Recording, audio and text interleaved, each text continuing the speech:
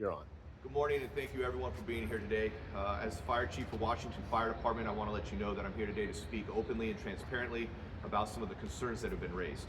We take these issues seriously, and we stand by our mission and our firefighters, but also we recognize when there is room for improvement, and we're already working on some of those things.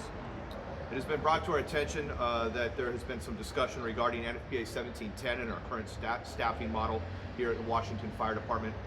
NFPA 1710 recommends that we have 4 firefighters on every fire apparatus. I'd like to point out that that is the standard, but it is not the law. And while it is a standard that we aim for, there are restraints that keep us from achieving that. It is not lost on us that according to Baum in a publication in 2012, he states that understaffing a fire operation in violation of 1710 could be the basis for an OSHA General Duty Clause citation. We're very aware of that, and we are working hard to try to rectify that situation.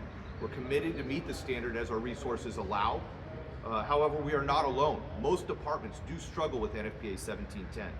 We're unfortunately, we face budget and staffing constraints that limit our ability to meet this standard.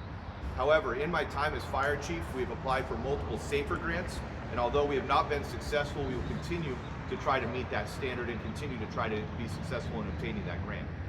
We will continue to seek opportunities and find ways to address NFPA 1710. I know it has been brought up that our hazmat training has not yet met the federally mandated requirements.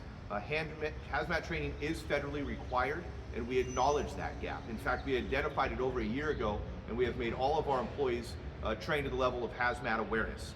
We are continuing to train them. We are progressing into the hazmat operations level, and right now we are just working through that process, and our end date is to have everyone trained to the operations level by the end of the year.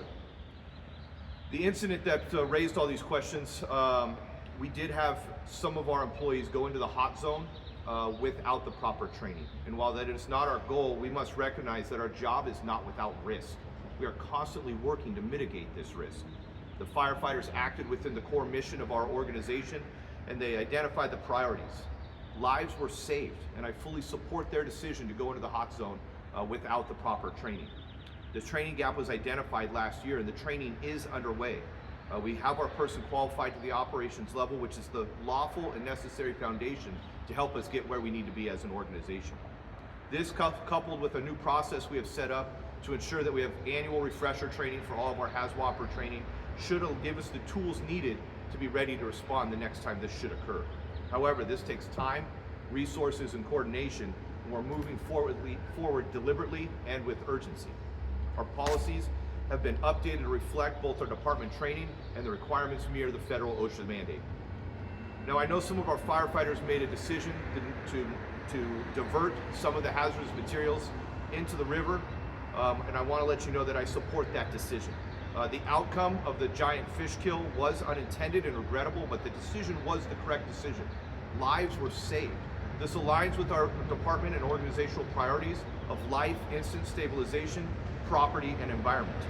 Our SOPs have been updated for these hazardous material response to help prevent this from happening in the future, but this was a difficult call to make, and I stand behind my company officers' decisions to make that decision. Moving forward, I recognize the need to keep the public and our officials better informed.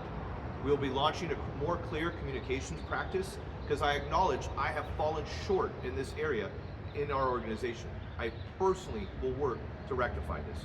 We'll be holding quarterly briefings at our city council meetings to make sure that we are sharing some of the training and operational updates with you, and we'll be including it in our annual report that comes out at the beginning of every calendar year.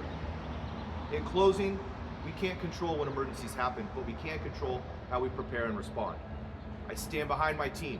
They acted with courage that day, and we recognize our gaps, we are fixing them, and we're committed to community safety with unwavering support and dedication to them.